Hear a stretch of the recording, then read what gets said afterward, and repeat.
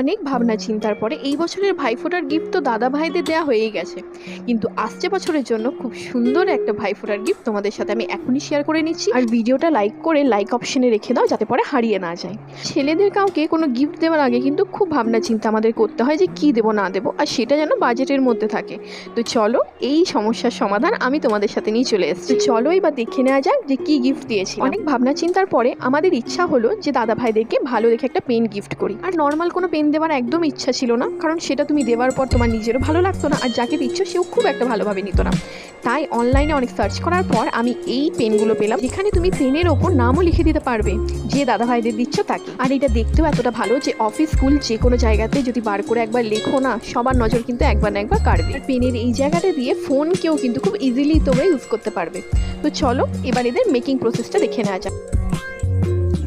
Order related কোনো কিছুর জন্য এই ভিডিও ডেসক্রিপশন বক্সটা অবশ্যই চেক করো। আর তারপরেও যদি কোনো সমস্যা হয় তাহলে আমার ইনস্টাগ্রামের লিঙ্কটাও দিয়ে রাখলাম, তোমরা সেখানে গিয়ে আমাকে মেসেজ করে দিও, আমি অবশ্যই তোমাদের গাইড করে দেবো।